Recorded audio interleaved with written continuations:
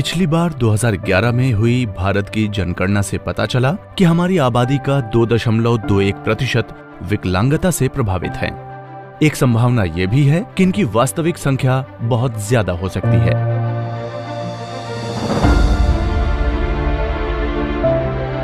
PWD यानी people with disability यानी दिव्यांग, इनके सफल और सामान्य जीवन जीने में कुछ बाधाएं हैं, जैसे कि पहुंच की कमी और ऐसी मदद का अभाव जो उन्हें दिव्यांगता की कमजोरी को दूर करने में सहायक हो, ताकि वे अपनी क्षमताओं से सफल जीवन जी सकें।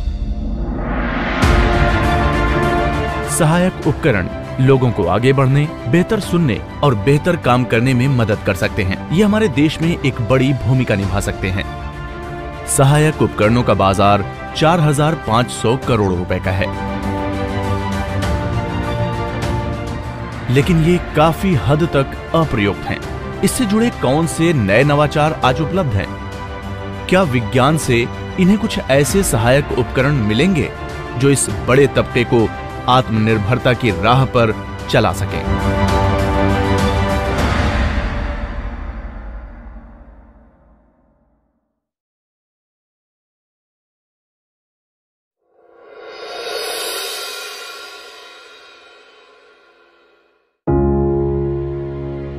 भारत में 5 लाख से ज्यादा दिव्यांग हैं।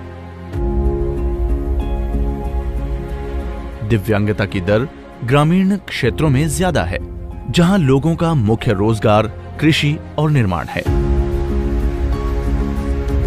प्रोस्थेटिक्स यानी कृत्रिम अंग इन सभी लोगों के जीवन में भारी अंतर ला सकते हैं। हालांकि अच्छी गुणवत्ता वाले प्रोस्थेटिक्स आमतौर पर आयात किए जाते हैं और महंगे होते हैं। अक्सर इनकी लागत एक ग्रामीण भारतीय परिवार की औसत मासिक आय से 6 गुना अधिक होती है।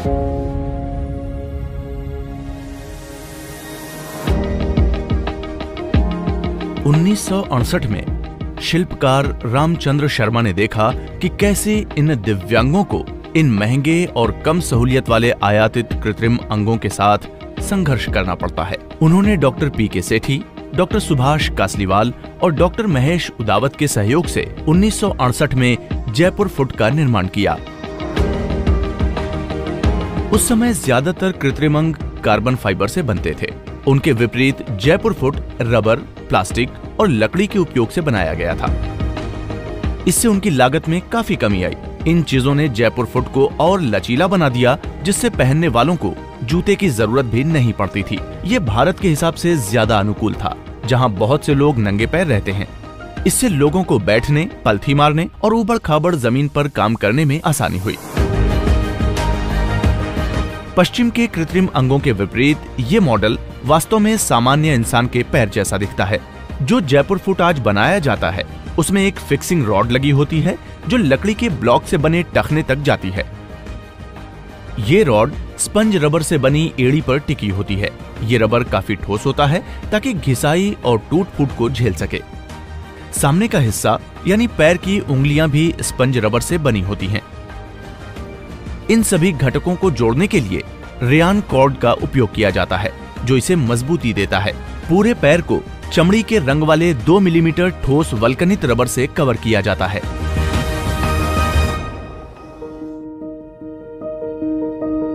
आज डॉक्टर D.R. मेहता द्वारा जयपुर में 1975 में स्थापित एक गैर सरकारी संगठन BMVSS यानी भगवान महावीर विकलांग सहायता समिति इस पूरे परिदृश्य को बदलने वाले कृत्रिम अंग का निर्माण कर रही है। लगभग 46 वर्षों से ये संगठन अपने जयपुर फुट से लोगों के जीवन में बदलाव ला रहा है। किसी ऐसे दिव्यांग के बारे में सोचिए जिसने अपना कोई अंग खो दिया हो। वो कहीं काम नहीं कर सकता, अपनी आजीविका खो देता है।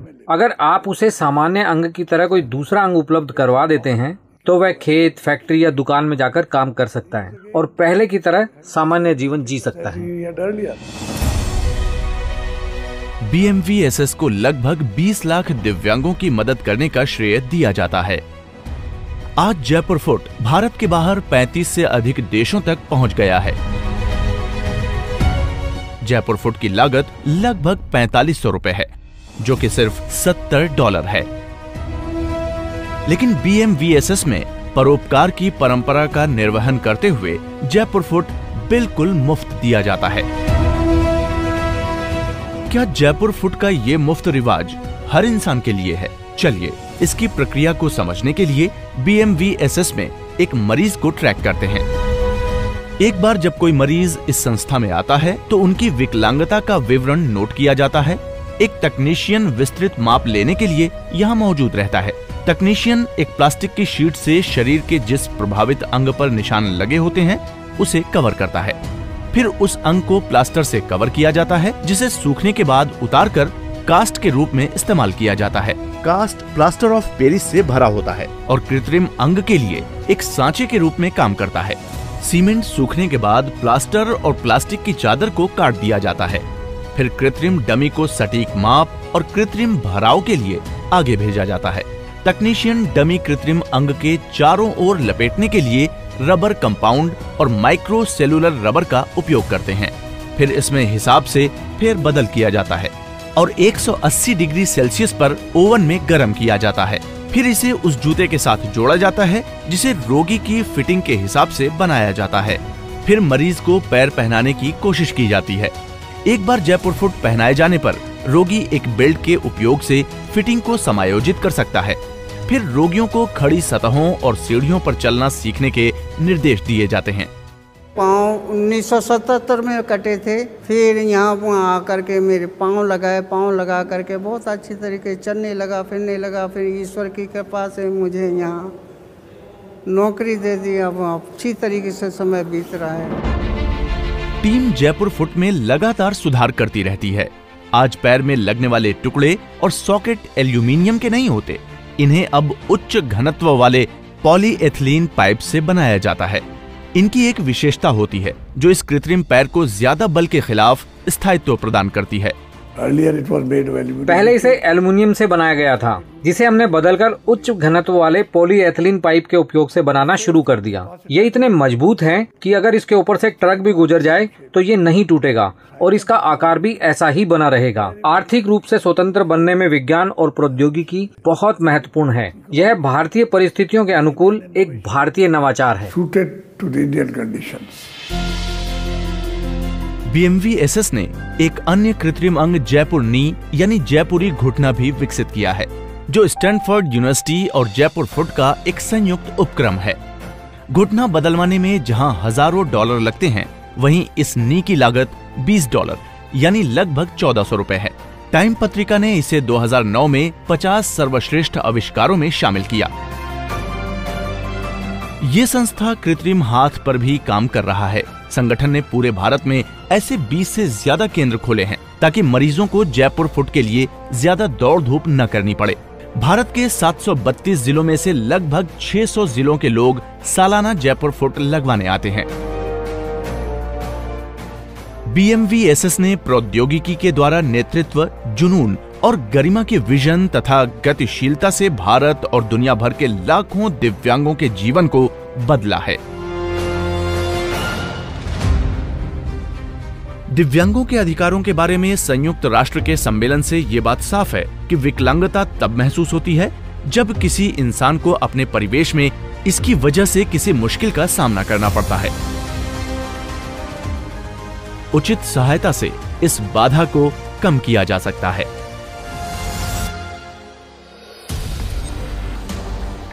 हमने देखा कि जयपुर फुट इसे पहनने वाले की क्षमता को कैसे बदल देता है।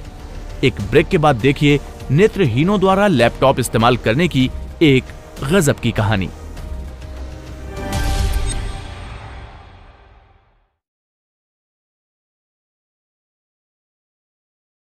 विज्ञान तथा प्रौद्योगिकी के प्रति लोगों की रुचि जगाने के उद्देश्य से साल 2019 में इंडिया साइंस चैनल की शुरुआत की गई। विज्ञान और प्रौद्योगिकी विभाग द्वारा शुरू किया गया इंटरनेट आधारित ये विज्ञान वेब चैनल विभाग के स्वायत्त संस्थान विज्ञान प्रसार द्वारा संचालित किया जा रहा है। इस चैनल पर विज्ञान पर आधारित डॉक्यूमेंट्रीज, ताज़ा विषयों पर स्टूडियो चर्चा, साक्षात्कार और हर आयु वर्ग को आकर्षित करने वाली विज्ञान लघु फिल्में और साप्ताहिक कार्यक्रम प्रसारित किए जा रहे हैं। सोशल मीडिया और इंटरनेट की पहुंच आज हर जगह, हर व्यक्ति तक है। ऐसे में देश में वैज्ञानिक चेतना के प्रसार के लिए ये माध्यम सबसे उपयुक्त कहा जा सकता है।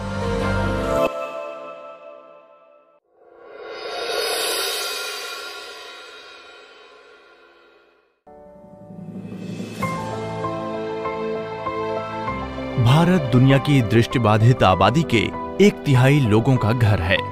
लगभग 1 करोड़ 20 लाख लोग किसी न किसी रूप में दृष्टिबाधित दिव्यांग हैं। ऐसे में शिक्षा और रोजगार कई लोगों के लिए एक चुनौती बन जाते हैं। इस चुनौती की वजह सिर्फ आंखें नहीं है, बल्कि सामाजिक, शैक्षिक और वित्तीय अड़चनें भी इसका कारण हैं। प्रौद्योगिकी इस अंतर को पाटने का एक शानदार तरीका है। कंप्यूटर और इंटरनेट के शुरू होने से दृष्टिबाधितों के लिए इतनी अधिक जानकारी का अवसर है जिसका पहले उपलब्ध होना मुश्किल था। लेकिन दृष्टिबाधित लोग कंप्यूटर का उपयोग कैसे करेंगे? इन प्रणालियों का उपयोग करने के लिए उन्हें स्क्रीन रीडर, आवर्धित अक्षर, ब्रेल डिस्प्ले और ऑडियो फीडबैक की आवश्यकता होगी। क्या भारत में इस तरह के सिस्टम उपलब्ध हैं? क्या ये स्वदेशी रूप से बने हैं और क्या ये सस्ते हैं?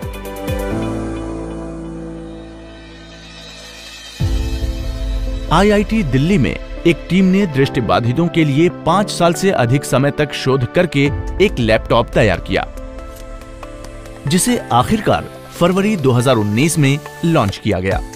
ये काम critical solutions private limited, Phoenix medical system और सक्षम के साथ साझेदारी में किया गया था। भारत में अपनी तरह का ये पहला उत्पाद है जिसे डॉटबुक 40Q कहते हैं। एक स्क्रीन के बजाय लैपटॉप टच पैड के माध्यम से ब्रेल में उभरे हुए अक्षर प्रदर्शित करता है। लैपटॉप में QWERTY कीपैड और 40 रिफ्रेशेबल ब्रेल सेल पैनल होते हैं, जहां उपयोगकर्ता ब्रेल पैटर्न पर अपनी उंगलियां चला सकते हैं। पहले दृष्टिबाधितों के पास सामग्री को एक्सेस करने के 2 ही तरीके थे। एक था कि वह सब कुछ कागज पर ब्रेल में पढ़ते थे और दूसरा ऑडियो का उपयोग करते थे। आंखों और कानों से लाचार किसी भी इंसान के लिए ऑडियो बेकार है, इसलिए उसे या तो ब्रेल में सब कुछ प्रिंट करना होगा, नहीं तो वह किसी भी कंटेंट को नहीं पढ़ पाएगा। तो आंख कान से लाचार उपयोगकर्ता के लिए यह एक नया डिजिटल परिदृश्य है। वह अब इंटरनेट का उपयोग कर सकता है, जिसका उपयोग वह पहले नहीं कर सकता था। रिफ्रेशेबल ब्रेल सेल टेक्नोलॉजी कैसे काम करती है? एक रिफ्रेशेबल ब्रेल डिस्प्ले हार्डवेयर का एक पीस होता है जो कंप्यूटर से ब्रेल आउटपुट देता है। ये स्क्रीन के उस हिस्से के अनुसार बदल जाते हैं जहां कर्सर स्थित होता है। स्क्रीन रीडर ब्रेल डिस्प्ले को ड्राइव करता है। एक सॉफ्टवेयर के रूप में स्क्रीन रीडर ऑपरेटिंग सिस्टम से स्क्रीन की सामग्री को इकट्ठा करता है और इसे ब्रेल वर्णों में परिवर्तित करके रिफ्रेशेबल सेल में भेजता है। These are dots which pins which pop up and down. Braille panel बनाने के लिए ये डॉट्स ऊपर नीचे होते हैं। इनकी गति केवल 0.9 mm है और इसे प्लस माइनस 1 mm तक सटीक होना पड़ता है, क्योंकि यदि विस्थापन अधिक या उससे कम है तो पढ़ने की गति उपयोगकर्ता के लिए काफी कम हो जाती है और वे 0.1 mm के अंतर को समझ सकते हैं, क्योंकि उनकी महसूस करने की शक्ति ज्यादा होती है।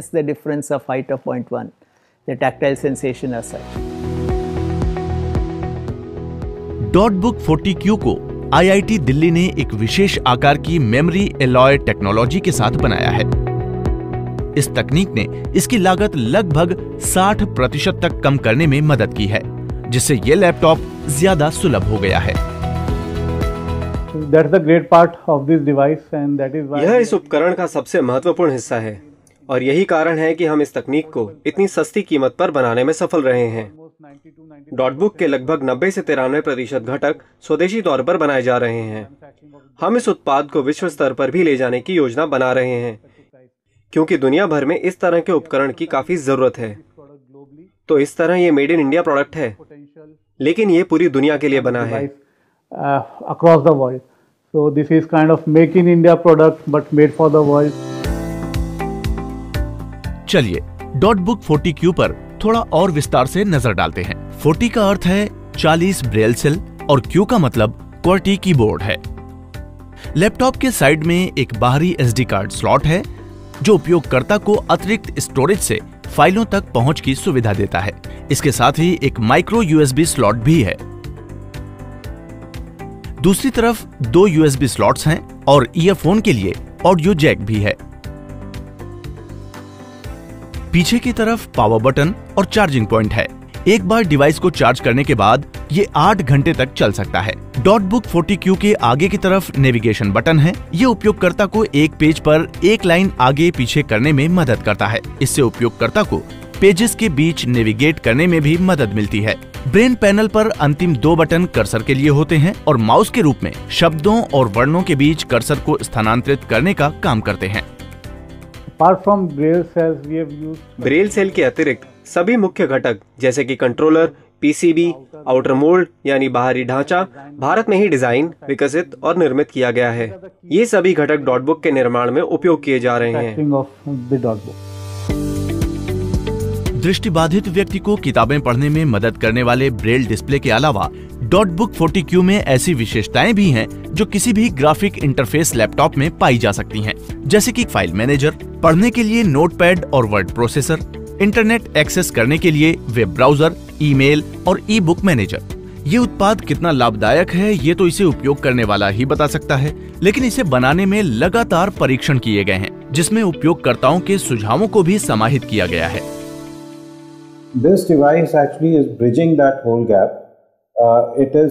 यह उपकरण वास्तव में उस खाई को पाटने में लगा हुआ है जो किसी व्यक्ति को ब्रेल लिपि में पढ़ने और लिखने में मदद दे रही है, और साथ ही साथ उस सभी सामग्री को सामान्य रूप में बदलने में सक्षम है। यही कारण है कि यह उपकरण वास्तव में बहुत ही उपयोगी बन गया है और दृष्टिबाधित व्यक्तियों के लिए अधिकतम सहूलियत प्रदान करता है ताकि वह बाकी दुनिया के साथ लिखकर संचार करने में सक्षम हो। To be able to have a written communication with the rest of the world for opening.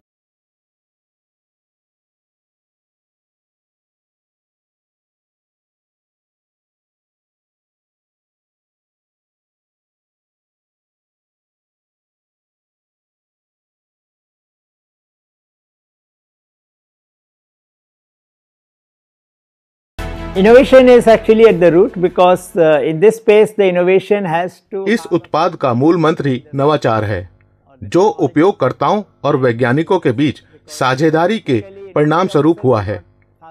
हमने महसूस किया है कि हमें उपयोगकर्ता की जरूरतों को समझना होगा और फिर तकनीकी समाधान के माध्यम से ही इसका हल निकालना होगा। Their needs and then use our own expertise, technological expertise to translate.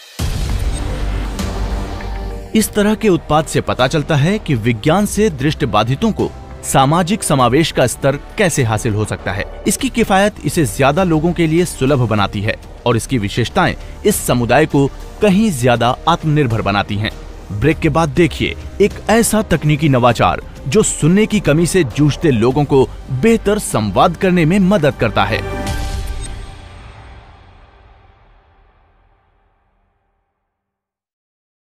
विज्ञान तथा प्रौद्योगिकी के प्रति लोगों की रुचि जगाने के उद्देश्य से साल 2019 में इंडिया साइंस चैनल की शुरुआत की गई।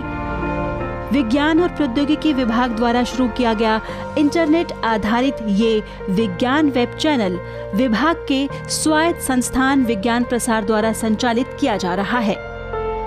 इस चैनल पर विज्ञान पर आधारित डॉक्यूमेंट्रीज, ताज़ा विषयों पर स्टूडियो चर्चा, साक्षात्कार और हर आयु वर्ग को आकर्षित करने वाली विज्ञान लघु फिल्में और साप्ताहिक कार्यक्रम प्रसारित किए जा रहे हैं। सोशल मीडिया और इंटरनेट की पहुंच आज हर जगह, हर व्यक्ति तक है। ऐसे में देश में वैज्ञानिक चेतना के प्रसार के लिए ये माध्यम सबसे उपयुक्त कहा जा सकता है।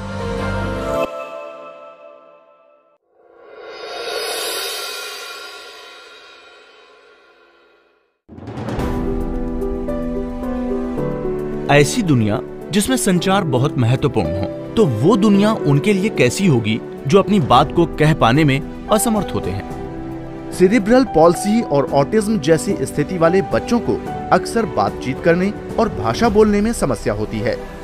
भारत में 70 में से 1 बच्चे में ऑटिज्म और लगभग 8 बच्चों में से 1 में किसी न किसी तरह की न्यूरोलॉजिकल समस्या है। इनमें से कई बच्चे इनसे पार पाने के लिए संघर्ष करते रहते हैं। लोग अक्सर अपने बच्चों के बोलना सीखने का इंतजार करते हैं। इस इंतजार के दौरान वे बच्चे के समग्र विकास को भी याद करते हैं, क्योंकि जब बच्चा बोलने के जरिए संवाद करने में सक्षम नहीं हो पाता तो वो अपने दोस्तों और साथियों के साथ बातचीत नहीं कर पाता और संवाद से मिलने वाली शिक्षा से वंचित रह जाता है। इस कमी को पूरा करने की आवश्यकता ने अजीत नारायणन और उनकी टीम को चेन्नई स्थित आवाज में इस तरह की दिव्यांगता से पीड़ित लोगों के लिए संचार का एक समाधान निकालने के लिए प्रेरित किया। एनजीओ विद्यासागर के सदस्यों के साथ इंजीनियरों के इस समूह ने 2009 में इस AAC यानी augmentative and alternative communication app का निर्माण किया। ये ऐप प्राकृतिक रूप से बोलने के अलावा सभी तरह के संचार में सक्षम है। इसमें ऐसे तरीके शामिल हैं जो किसी के प्राकृतिक रूप से बोलने और किसी की भाषा के पूरक और विकल्प होते हैं। संचार की चुनौतियों और समझ की परेशानी से जूझते लोगों के लिए AAC उपकरण उनकी भावनाओं, विचारों, आवश्यकताओं और इच्छाओं को व्यक्त करने का एक बढ़िया तरीका है। कुछ साल पहले तक भारत में संचार की समस्या वाले लोगों के लिए सिर्फ कम तकनीक वाले समाधान उपलब्ध थे। हालांकि उच्च तकनीक वाले AAC सिस्टम के साथ संभावनाएं वास्तव में बहुत ज्यादा हैं। They were depending on low-tech picture boards. लोगों को मजबूरी में कम तकनीक वाले चित्र बोर्डों या साइन लैंग्वेज या फिर अमेरिका से आयातित महंगे उपकरणों पर निर्भर रहना पड़ता था। ये कुछ ऐसे समाधान थे जो उस समय 10 साल पहले से उपलब्ध थे। तो प्रोडक्ट डिजाइनर होने के नाते हमने ये सोचा कि किस तरह से नए नवाचारों के साथ इसका समाधान निकाल सकते हैं। इसलिए हमने भारतीय परिवेश और संस्कृति के अनुरूप आवाज को बनाया।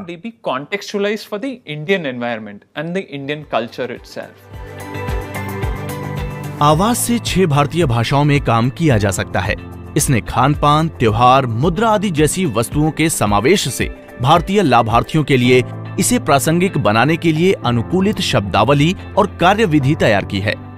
ये भारतीय उच्चारण में भी काम करता है। स्वाद बहुत अच्छा है।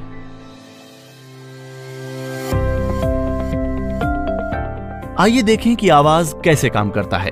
आवाज एक चित्र और अक्षर आधारित संचार प्रणाली है। जब उपयोगकर्ता किसी तस्वीर को चुनता है तो सॉफ्टवेयर उसका नाम लेता है।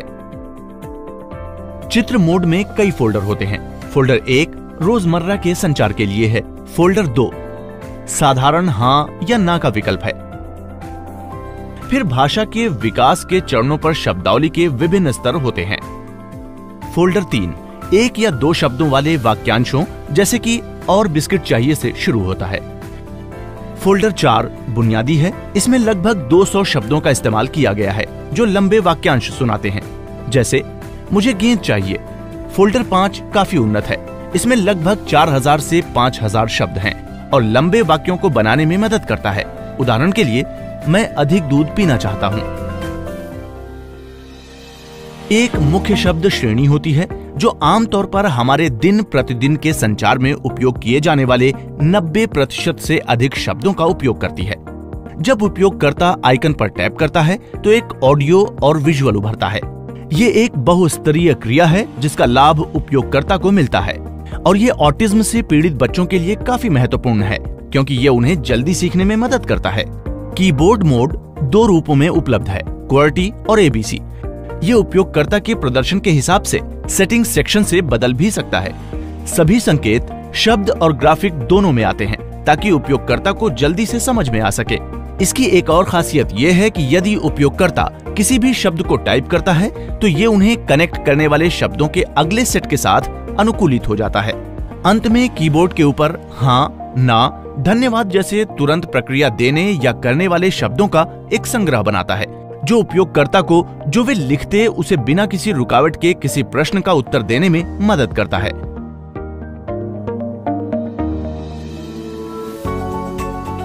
ये अनुप्रयोग व्यक्तिगत शब्दावली का उपयोग संचार करने में असमर्थ लोगों के लिए एक उपकरण के रूप में काम करता है जो उन्हें सामाजिक समावेश, साक्षरता और समग्र विकास में मदद कर सकता है। इस अनुप्रयोग से उपयोगकर्ता बहुसंस्कृतिवाद और अपने आसपास के माहौल से सीखने का अनुभव ले सकता है। इसे सभी लोगों की पहुंच में लाने के लिए भारत में कम कीमत वाले एंड्रॉयड फोन पर चलने के लिए डिजाइन किया गया है। हालांकि आवाज ऐप का सबसे महत्वपूर्ण पहलू इसका सरल उपयोगी इंटरफेस है। सेरेब्रल पॉल्सी और ऑटिज्म वाले बच्चों के माता पिता और देखभाल करने वालों को इसका उपयोग करने की सहूलियत देता है। जिस तरह से वह संवाद कर रहा है, इससे हम दोनों के बीच एक बेहतर समझ विकसित होती है। मैं समझ सकती हूँ कि उसके मन में क्या चल रहा है। वह अपने जज्बात और भावनाएं व्यक्त कर सकता है, जिससे कि लोग उसे बेहतर तरीके से समझ सकते हैं। इसलिए उसे अपनी अहमियत महसूस होगी। इसने उसके आत्मसम्मान को काफी बढ़ा दिया है। AAC का सशक्त आवाज ऐप बच्चों और वयस्कों को जटिल संचार करने, खुद को अभिव्यक्त करने और सीखने में मदद करता है। फोटो, अक्षर, ऑडियो और विजुअल के प्रभावी उपयोग के माध्यम से ये ऐप विचारों की अभिव्यक्ति को सुविधाजनक बनाता है। इससे इन दिव्यांगों में विश्वास बढ़ता है और उन्हें बेहतर तरीके से एकीकृत करने में मदद मिलती है। एक माता पिता ने साझा किया कि उनका बच्चा आंखों की जांच के लिए क्लिनिक में गया और वहां पूरी बातचीत आवाज के माध्यम से की गई थी। ऑप्टिशियन प्रश्न पूछ रहा था और बच्चा उस पर प्रतिक्रिया देने के लिए आवाज का उपयोग कर रहा था। इससे पता चलता है कि आवाज सार्वजनिक संचार करने और लोगों में विश्वास बढ़ाने में मदद कर सकता है, जिससे बच्चे का आत्मविश्वास बढ़ता है और वो आवाज के माध्यम से लोगों से बातचीत कर सकता है। In this kind of a very public environment itself. संचार विकलांगता के क्षेत्र में आवाज का प्रभाव सुनिश्चित करता है कि प्रौद्योगिकी से बड़ा बदलाव संभव है। 50 से ज्यादा देशों के 75,000 से अधिक लोग आवाज ऐप का उपयोग कर रहे हैं। इस तरह के ऐप भी उत्पादों और सेवाओं के निर्माण से सरकार के आत्मनिर्भर भारत के विजन को साकार करते हैं। ये न केवल पहले भारतीयों की जरूरत पूरा करते हैं, बल्कि स्थानीय समस्याओं का समाधान भी बनते हैं। इससे पता चलता है कि विज्ञान से आत्मनिर्भरता हासिल की जा सकती है और ऐसी दुनिया के निर्माण का रास्ता साफ हो सकता है जो पहले के मुकाबले ज्यादा समावेशी हों।